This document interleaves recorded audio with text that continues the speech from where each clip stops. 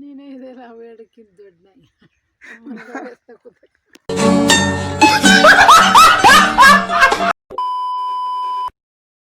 Hi guys, welcome to our channel. ಇವತ್ತು Tejas bro ಅವ್ರ ಬದಲು ಡೈಲಿ ವ್ಲಾಗ್ನ ನಾನು ಕಂಟಿನ್ಯೂ ಮಾಡ್ತಿದ್ದೀನಿ. ಯಾಕಂದರೆ ಅವ್ರು ನಾಳೆ ಮಾಡಿ ಅಂತ ನಾನೇ ಹೇಳಿದೆ. ಇವತ್ತು ತೋಟಕ್ಕೆ ಹೋಗಿ ಸ್ವಲ್ಪ ಅಲ್ಲಿ ಆಟ ಆಡಿ ಎಂಜಾಯ್ ಮಾಡಿಬಿಟ್ಟು ಸ್ವಲ್ಪ ಕೆಲಸ ಮಾಡಿಬಿಟ್ಟು ಬರಬೇಕು ಅಂತ ಪ್ಲ್ಯಾನ್ ಇತ್ತು. ನೋಡೋದು.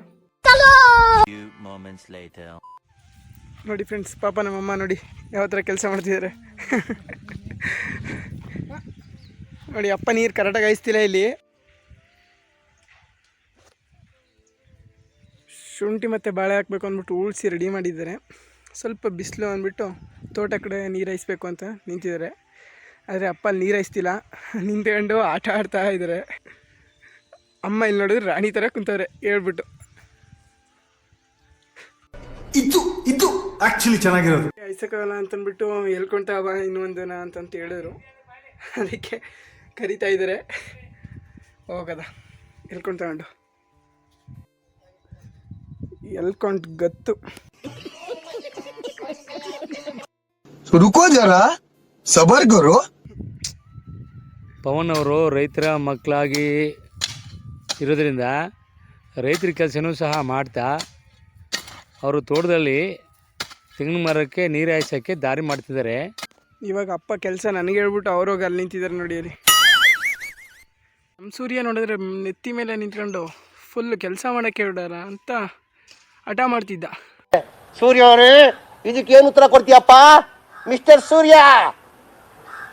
ಫ್ರೆಂಡ್ಸ್, ಅಪ್ಪ ಬಾ ಊಟ ಮಾಡೋದ, ಟೈಮ್ ಆಯಿತು, ಬಿಸಿಲು ಜಾಸ್ತಿ ಅಂತಂದು ಕರೆದೆ ನಾನು. ಆದರೆ ಬರೋದಕ್ಕೆ ರೆಡಿ ಇಲ್ಲ.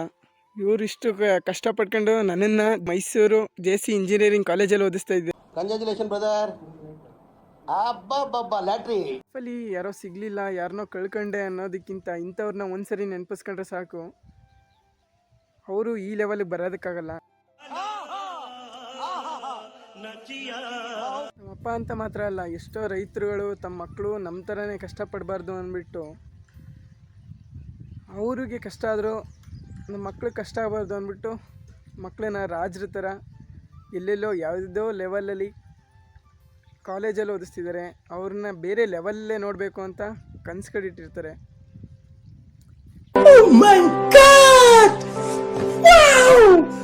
ಹಂಗೋ ತಿನ್ಸು.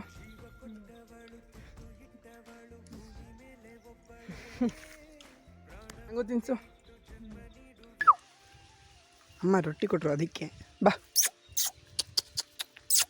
ಬಾ ಬಾ ಬಾ ಬಾ. Hands up to you sir, hands up to you. ಯಾರು ಮಾಡಕ್ ಸಾಧ್ಯ ಆಗಲ್ಲ.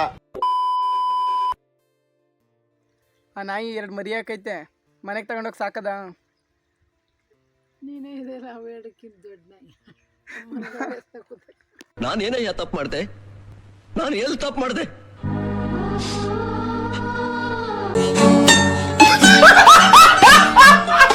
ಮಾರ್ಚ್ 25th ಒಂದು ಕಡೆ ಕ್ರಿಸ್ಮಸ್ ಆದರೆ ಒಂದು ಕಡೆ ನಮ್ಮ ಬಾಸ್ ಅವ್ರದ್ದು ಸಿನಿಮಾ ರಿಲೀಸ್ ಇತ್ತು.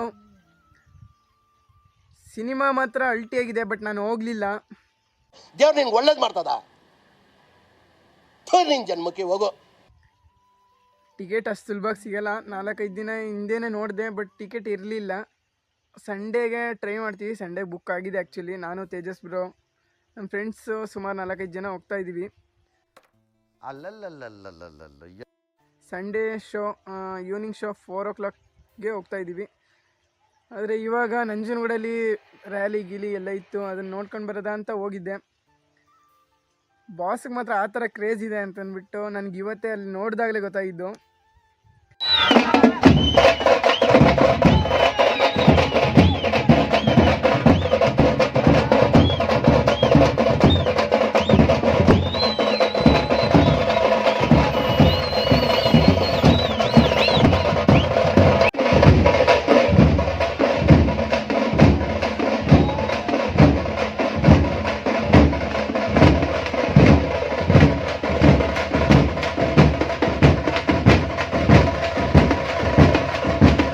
The beauty of sunset.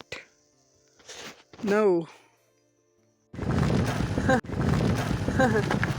ತೋಟದಿಂದ ಬಂದು ಕ್ಲೀನಾಗಿ ಸ್ನಾನ ಮಾಡ್ಕೊಂಡು ಸ್ವಲ್ಪ ಹೊರಗಡೆ ಹೋಗ್ಬೇಕು ಅಂದ್ಬಿಟ್ಟು ರೆಡಿ ಆಗ್ತಾಯಿದ್ದೀನಿ.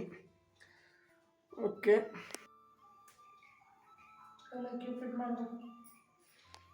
ಯಾಕಂದ್ರೆ ರೆಡಿ ಆದರೆ ಅಮ್ಮ ಹೊಲಕ್ಕೆ ಉಪ್ಪಿಟ್ಟು ಮಾಡು ಬಾ ಅಂತಂತ ಹೇಳ್ತಿದ್ದಾರೆ.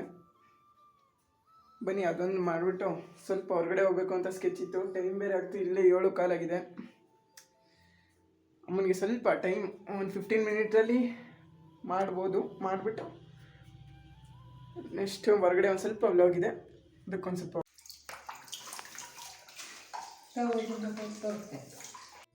ಅವಲಕ್ಕಿ ಉಪ್ಪಿಟ್ಟಿಗೆ ಇಷ್ಟೇ ಐಟಮು ಅಂತ ನಾನು ಹೇಳಿದರೆ ಅಮ್ಮ ಟೊಮೊಟೊ ಹಣ್ಣು ಬೇಕು, ಟೊಮೊಟೊ ಹಣ್ಣು ಕಟ್ ಮಾಡು ಅಂತ ಹೇಳಿದರು. ಟೊಮೊಟೊ ಹಣ್ಣು ಹಾಕ್ಬೇಕಾ ಬೇಡವಾ ಅಂತ ನೀವೇ ಕಮೆಂಟ್ ಮಾಡಿ. ಮೊದಲು ಸಾಸಿವೆ, ಇದನ್ನು ಕಡಲೆಬೇಳೆ,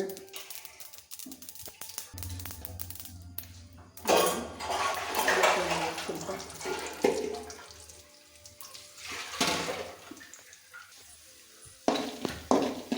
ಫ್ರೈ ಆನ್ ಮಾಡಿ,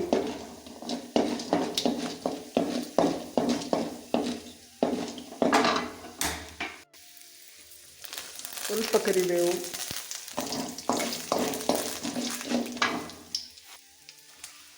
ದೆನ್ ಈರುಳ್ಳಿ ಹಾಕೊಂಡು, ಈರುಳ್ಳಿ ಮತ್ತು ಮೆಣಸಿನ್ಕಾಯಿ ಎರಡೂ ಹಾಕಬೇಕು.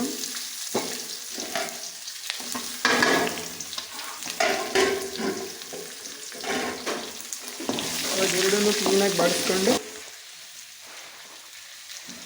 ಆಮೇಲೆ ಟೊಮೊಟೊನ ಹಾಕೊಂಡ್ರು ಅಮ್ಮ, ಅದಕ್ಕೋಸ್ಕರ ಹಾಕ್ತಾಯಿದ್ದೀನಿ.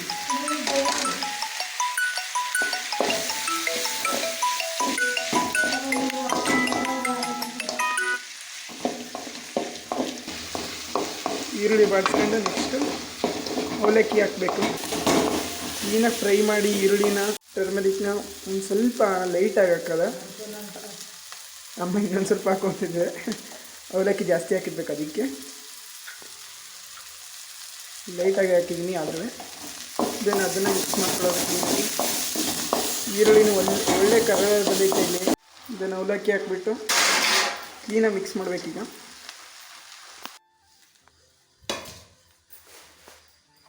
ಸಾಲಲ್ಲ, ಇನ್ನೊಂದು ಸ್ವಲ್ಪ ಹಾಕಬೇಕು. ಅವಲಕ್ಕಿ ಉಪ್ಪಿಟ್ಟು ರೆಡಿ ಆಯಿತು. ಸ್ವಲ್ಪ ಟೇಸ್ಟ್ ಮಾಡಿಬಿಟ್ಟು ಅಮ್ಮನಿಗೂ ಹಾಕೊಟ್ಬಿಟ್ಟು ದೆನ್ ಹೊರಗಡೆ ಹೋಗೋದೆ. 15 ಮಿನಿಟ್ ಅಂದೆ, ಬಟ್ 20 ಮಿನಿಟ್ ಆಯಿತು. 3 ಪ್ಲೇಟ್ ರೆಡಿ ಆಗಿದ್ದೇವೆ. ಅಮ್ಮ ಹೇಗೈತೆ? ಅಮ್ಮ ಚೆನ್ನಾಗೈತಾ? ನಿಜ ನಿಜ ಹೇಳು, ಯಾವ ಥರ ಐತೆ ಅಂತ. ಅಮ್ಮ ಚೆನ್ನಾಗೈತೆ ಅಂತಂತ ಹೇಳಿದ್ರು, ಬಟ್ ನಾನೇ ಟೇಸ್ಟ್ ನೋಡಿಲ್ಲ. ಇಲ್ಲೇ ಮುಂದೆ ಮಡಿಕೊಂಡು ಬಂದಿದ್ದೀನಿ, ನೋಡೋದ. ಅಮ್ಮನಿಗೆ ಸ್ವಲ್ಪ ಹೆಲ್ಪ್ ಆಗಲಿ ಅಂದ್ಬಿಟ್ಟು ನಾನು ಅಡುಗೆ ಮಾಡೋಕ್ಕೆ ಸ್ಟಾರ್ಟ್ ಮಾಡಿದ್ದು. ಅವಲಕ್ಕಿ ಸ್ವಲ್ಪ ಖಾರವಾಗಿತ್ತು, ಅದನ್ನ ತಿನ್ಕೊಂಡು ಇವಾಗ ಸ್ವಲ್ಪ ಹೊರಗಡೆ ಹೋಗ್ಬೇಕು ಅನ್ನಲ್ಲ, ಹೊರಗಡೆ ಹೋಗ್ತಾ ಇದ್ದೀನಿ. ಹಂಗೆ ಹೊರಗಡೆ ಬಂದರೆ ಇಲ್ಲಿ ನಮ್ಮ ಬಾಸ್ದು ಕಟ್ಔಟ್ಗಳು ಎಲ್ಲಿ ನೋಡಿದ್ರು ಅವರೇ.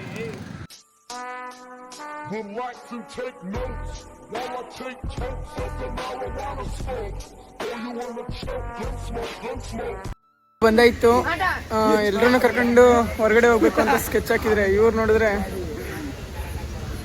ಇಲ್ಲೇ ಒಂದು ಸ್ವಲ್ಪ ಟೈಮ್ ವೇಸ್ಟ್ ಮಾಡೋದ ಅಂತ ಅನ್ಸಿದ್ದಾರೆ. ಟೈಮ್ ನೋಡಿದ್ರೆ 8:15 ಇತ್ತು. ಈ ಲೈಫಲ್ಲಿ ನನಗೆ ಹುಡುಗಿರೇ ಸಿಗಲ್ಲ.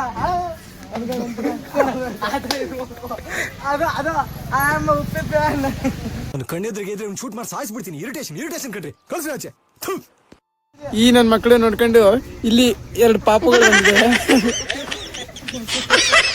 ನೋಡಿ. ಕ್ಯಾಮ್ರಾ ಹಿಡಿದ ತಕ್ಷಣ ಕಡೆ ಓಡೋದ್ರು. ಎಲ್ರಿಗೂ ಟಾಟಾ ಹೇಳ್ಬಿಟ್ಟು ನಾನು ವಾಪಸ್ ಮನೆ ಕಡೆ ಹೊರಟೆ. ಸೊ ಗೈಸ್, ಇವತ್ತಿನ ದಿನ ಈ ಥರ ಇತ್ತು. ಯಾವ ಥರ ಎಂಟರ್ಟೈನ್ ಮಾಡಿದೆ ನಾನು, ಮತ್ತು ನಿಮಗೂ ಎಂಟರ್ಟೈನ್ ಮಾಡೋಕ್ಕೆ ಟ್ರೈ ಮಾಡಿದೆ. Thank you for watching the video.